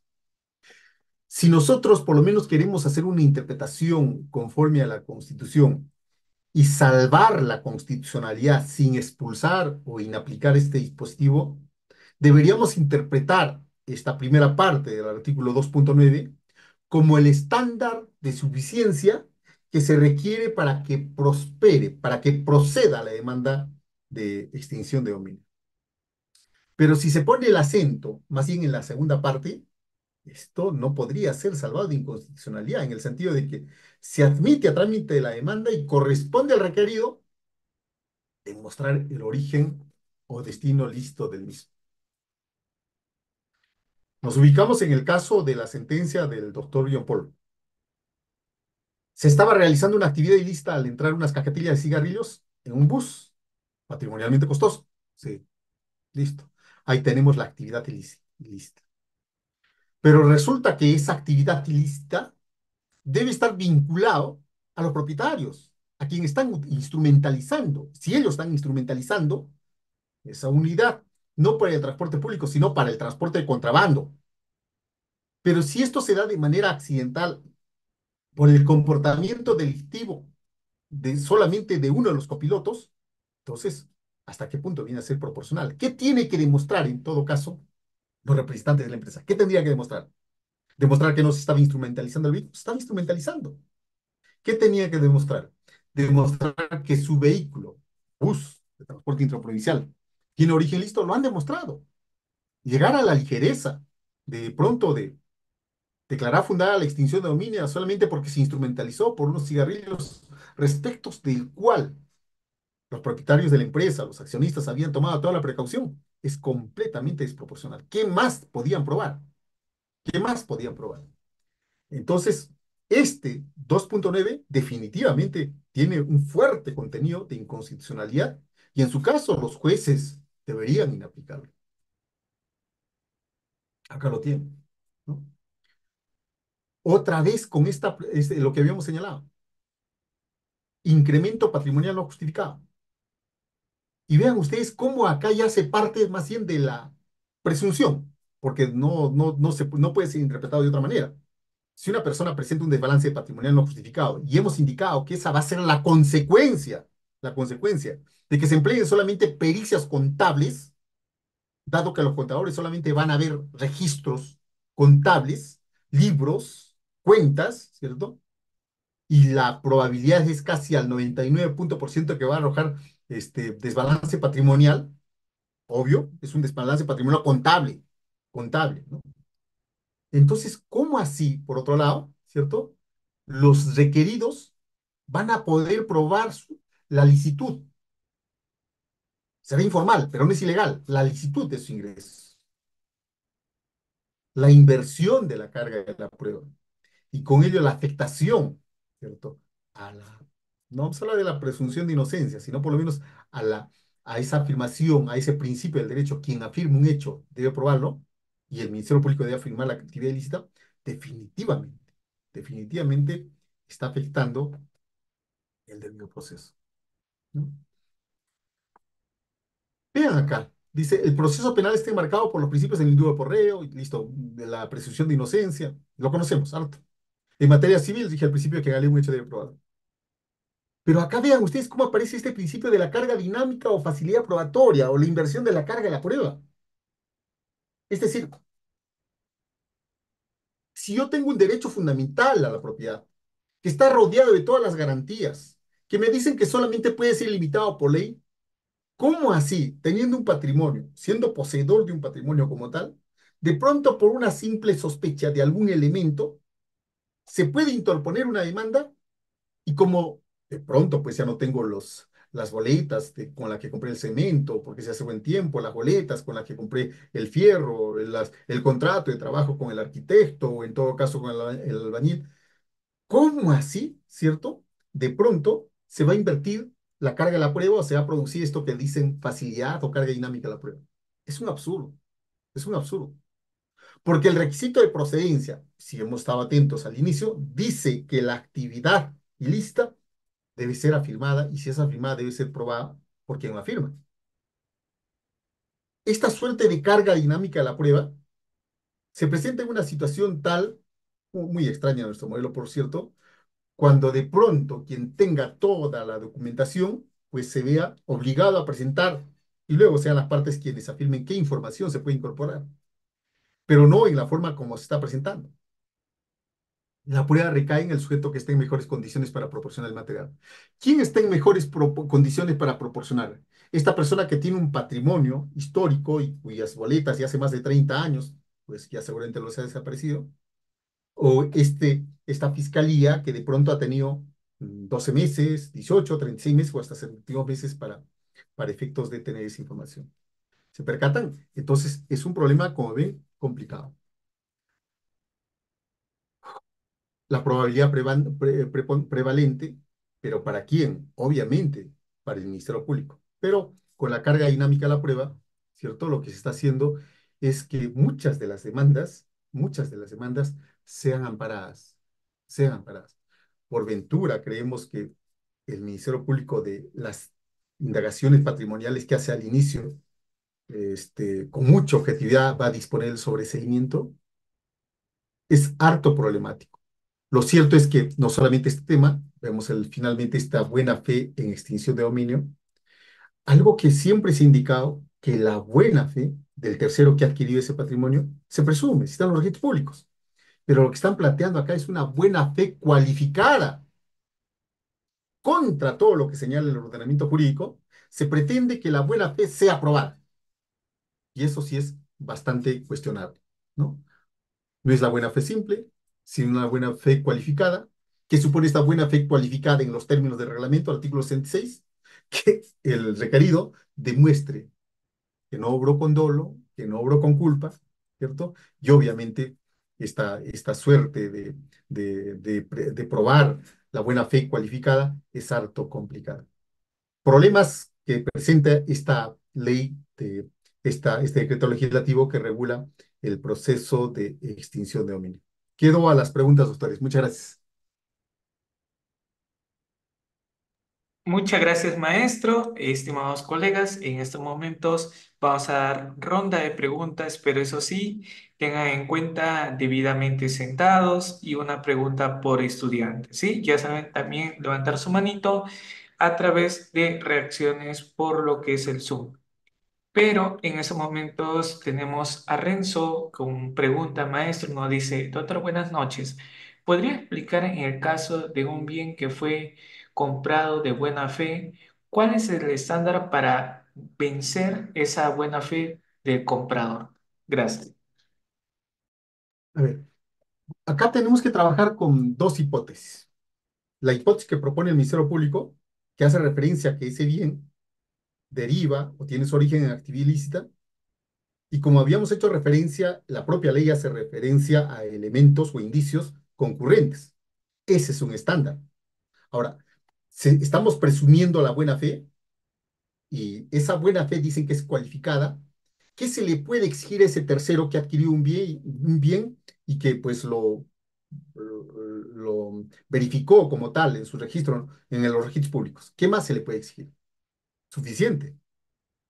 Pero si de pronto más bien se asume la sospecha en el sentido de que él conocía cuál era la procedencia ilícita, ya es otro problema, ¿no? Tenemos dos hipótesis, tanto la del Ministerio Público, que debe necesariamente anclar esa actividad ilícita en elementos indiciarios, y por el otro lado el tercero adquiriente, que se va a amparar en la buena fe. Buena fe cualificada, yo creo que supone, en este caso, la fe registral, ¿no? Adelante, doctor. Muchas gracias, maestro. Estimada Gabriela, por favor, una pregunta. Gracias. Buenas noches. Muchas gracias por la clase. Excelente clase, profesor. Profesor, en el caso de las personas jurídicas, ¿no? Cuando dicen que se trata de bienes de procedencia lícita que han sido utilizados o destinados para ocultar o encubrir, incorporar bien de ilícita procedencia, por ejemplo, el delito de receptación. Ocurre muchas veces que ahora hay la modalidad de que un ladrón roba una joya y luego va y lo empeña a estas casas de empeño y con una declaración jurada ellos se lavan las manos y dicen que no sabían. Esto es producto de un ilícito, pero entra a su patrimonio porque ellos lo vuelven a vender como algo lícito. En esta figura, ¿qué podemos hacer, doctor? A ver, en el caso de pues, la casa de empeño, en ese trajín que realiza siempre, es evidente que si de pronto hay un empeño, pero un monto diminuto, no compatible con el valor de esa joya, pues es razonable presumir, ¿cierto? Esta no podría ampararse jamás en la buena fe. Definitivamente hay un contexto que permitiría más en afirmar lo contrario. Distinto es el caso de la persona que compra la joya, ¿no? Porque se entiende que ya está ante una casa y resulta que ha comprado ese bien. Claro, ahí es distinto porque se está expendiendo, ¿no? El tema es más bien del sujeto que empeña. Muchas gracias, doctor. Doctora. Muchas gracias, maestro. Estimado Camilo, adelante, por favor, una pregunta. Gracias. Gracias, doctor. Doctor Celi Mendoza, buenas noches. Buenas noches con todos. ¿Me escucha? Perfecto, perfecto, doctor. Doctor, sí, gracias, doctor. Doctor, bueno, definitivamente la Defensoría debería pedir que se declaren inconstitucionales muchos artículos, además de lo que usted ha citado. Al punto, doctor, en referencia al inciso F del artículo 7, es muy preocupante la situación por cuando se refiere, dice así, ¿no? Cuando se trate de bienes y recursos que han sido afectados dentro de un proceso penal, ¿no? Ya existe un proceso penal. Y que el origen de tales bienes, utilización y destino lícito no hayan sido objeto de investigación. Pero ojo, en eso, los procesos penales por lo regular se incautan los vehículos, ¿no? Se incautan los vehículos y son objeto de justamente una medida, un requerimiento fiscal, una decisión judicial. Incluso dice, habiendo sido o habiéndolo sido, no se hubiera tomado sobre ellos una decisión definitiva por cualquier causa. Doctor Celes, esa resolución judicial del Ministerio Público, a pedido del Ministerio Público, que es objeto de un levantamiento de incautación, ¿tendría alguna trascendencia, algún efecto jurídico? ¿Está dentro de este marco o nos habilita a pedir, digamos, la no afectación o aplicación de la extinción de dominio? Máxime que si en un caso determinado, el hecho, digamos, de la intervención por drogas, fue utilizado un vehículo, pero el vehículo se adquirió hace 3 años atrás. Pero por cosas del destino se intervino el hecho y fue objeto de un proceso judicial. Pero dentro de ese proceso judicial se levantó la medida de cohautación. ¿Cómo se procedería, doctor? Gracias por su respuesta. Gracias, doctor. Pero si se levantó la medida de incautación es porque ya pues se hizo una revisión de esa medida de incautación y se dejó sin efecto. De pronto promover un proceso de extinción de dominio, porque no obstante que existe una decisión judicial, sí estaría afectando la cosa juzgada, ¿no? Porque ya hay una decisión judicial. Listo. Se dispuso levantar esa incautación. Correcto, se levantó la incautación. Y luego Fiscalía de Extinción de Dominio interpone una demanda. No, no, no, definitivamente. Ya tenemos ya el cerrojo de la resolución. Gracias, doctor. Muchas gracias, maestro. Estimado William, buenas noches. Adelante, por favor. Sí, sí, doctor. Celis, buenas noches. Excelente su exposición y felicitaciones por ello, doctor. Doctor, teniendo en cuenta, en consideración de que el proceso de extinción de dominio es autónomo e independiente del proceso penal, y en base a lo expuesto de que varios artículos que regula este caso de extinción de dominio recaerían en inconstitucionalidad. En la práctica judicial, doctor, se estaría aplicando de manera arbitraria y que estos pueden recaer en una materia de nulidad si se llegase a instancias superiores para su revisión, o habría una base legal y probatorio para sostener una sentencia como tal. Eso sería la pregunta, doctor. Muchas gracias. Claro, directamente al punto, ¿no? Es decir, ¿qué pasa si se han aplicado con un paradigma legal nada más, si se han interpretado estos dispositivos y no conforme a los principios constitucionales y se expide una resolución, ¿no? Eh, no va a proceder, obviamente, un proceso de habeas corpus, sino algo que está directamente vinculado a- al derecho fundamental a la propiedad. Eventualmente un amparo contra resolución judicial, porque es un producto, obviamente, de interpretaciones dentro de un paradigma meramente legalista. Este decreto legislativo, aún siendo decreto legislativo, estimo, por la lectura, por la tesitura de los dispositivos, puede ser salvado, pero sí es interpretado conforme a la Constitución. Pero ya se ha constatado, las interpretaciones que están haciendo los jueces de extinción de dominio, un poco a la gana-gana, diríamos, es apurar rápidamente procesos que declaran fundadas extinciones de dominio y afectando directamente principios fundamentales, ¿no? Como los que hemos referido y a propuesta de la demanda de inconstitucionalidad de la Defensoría del Pueblo. Muchas gracias. Muy amable, maestro. Katia, ¿cómo estás? Buenas noches. Adelante, por favor. Una pregunta. Estimada Sí, Katia. doctor, Sí, sí, te sí, se escuchamos. escucha. Doctor, buenas noches. Quiero consultar acerca de qué tipo de información conforma la pericia económica, ¿no? Exactamente qué tipo de información se recopila en la etapa de indagación para poder aportar en la pericia económica, diferente Muchas a la pericia gracias. contable. Es muy importante la pregunta. Mire usted, a diferencia de la pericia contable, que es cuantitativa, obviamente, por el tema de los registros, dado que existe una cuantificación en los libros, la pericia económica tiene que ver con hechos económicos, pero que no están registrados. Hasta un limpia parabrisas está realizando un hecho económico cuando le dan una suma de dinero. Requiere seguramente de hechos económicos como para de pronto después realizar otro y comer, desayunar. Son hechos económicos. Un obrero pues realiza una actividad económica, un obrero informal realiza una actividad económica y no tiene boletas. Pero lo que tenemos es de pronto fotografías, videos que acreditan que esta persona sí se dedica a esta actividad. Si de pronto queremos modelar el, cuál sería la cantidad que este obrero habría tenido, obrero informal, que no trabaja para una empresa, queremos modelar y encontrar la cuantificación del patrimonio que había registrado en el año, tenemos que ver cuál era el ingreso, qué actividades habría realizado, y esas fórmulas lo trabajan los economistas y harán los cálculos para llegar a una suma, ¿cierto? Ya cuantificada.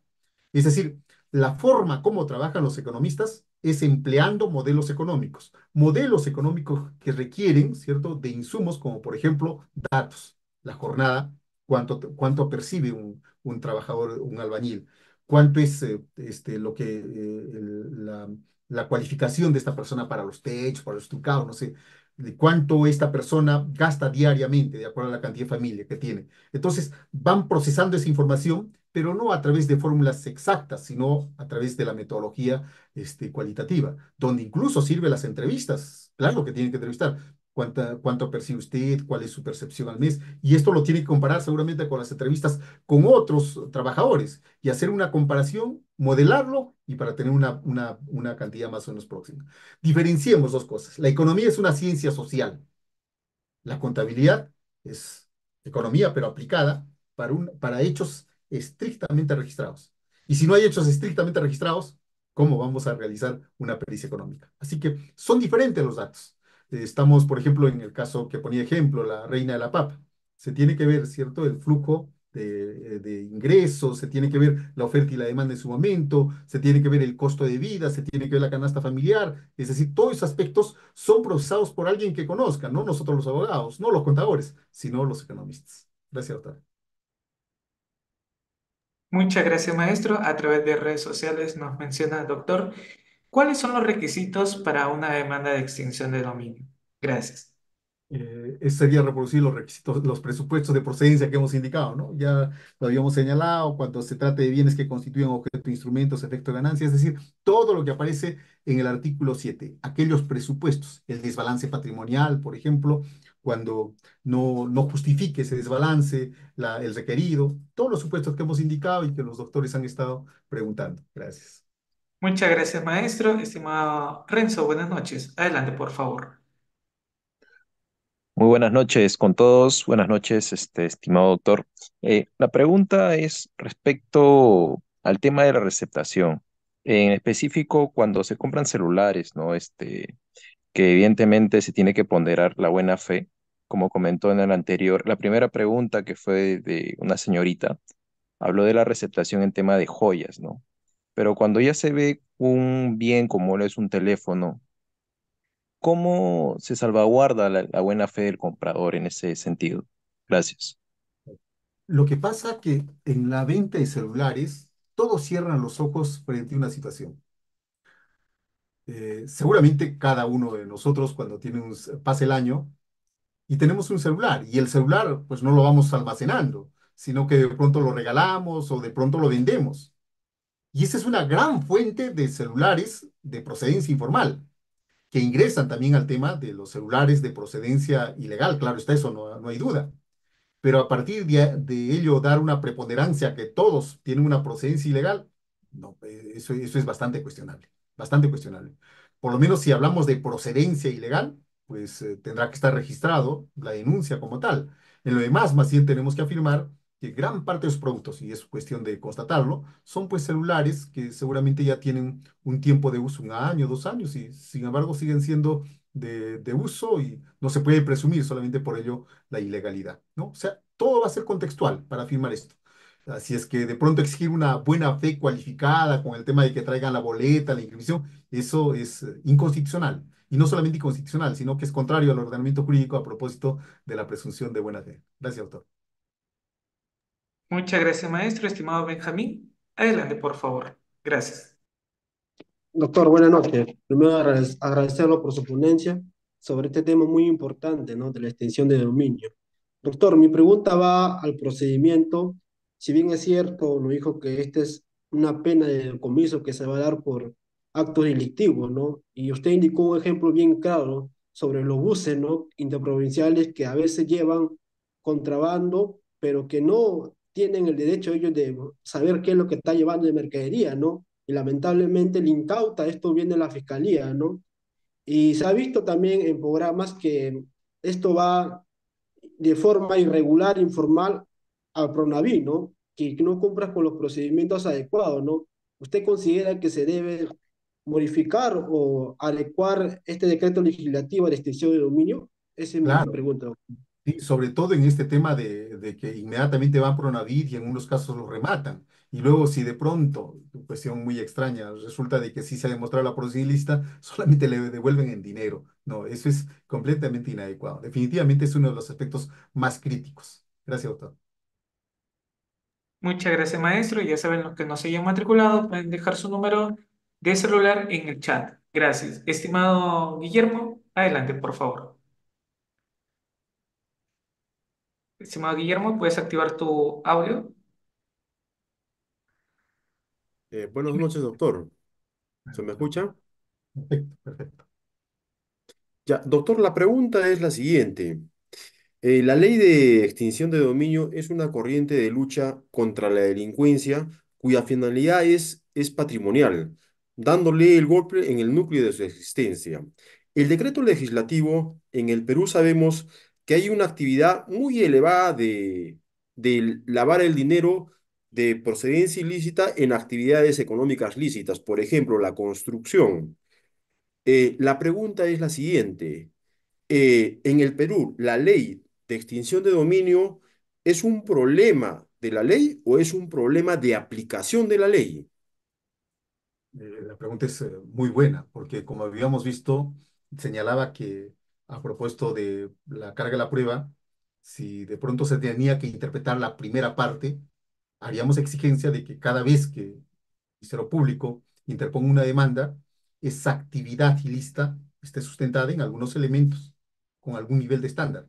Pero cuando sea preponderancia al hecho simplemente de desbalance patrimonial, así que prueba la licitud, ya tenemos problemas. Yo creo que interpretaciones sistemáticas como la que más o menos estamos realizando podría salvar, pero pareciera que hay metas a veces, ¿no? Que pues los jueces declaran, no sé si habrá alguna demanda que haya sido declarada infundada, no tengo la estadística, ¿no?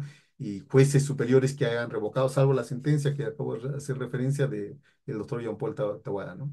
Entonces, es un problema, como ve usted, que descansa en la interpretación que se puede hacer conforme a la Constitución, pues la interpretación de la literalidad del código e incluso sesgada.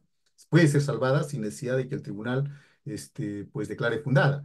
Puede resultar, me imagino, algo así como la ley antiterrorista en el caso de la sentencia Tineo Silva, recordarán por el 2003, cuando pues el Tribunal Constitucional tuvo que realizar la interpretación de sus dispositivos porque si expulsaba del ordenamiento jurídico la legislación antiterrorista, suponía la excarcelación de muchos de los procesados. Y dijo, no, este dispositivo lo tienes que interpretar de tal manera.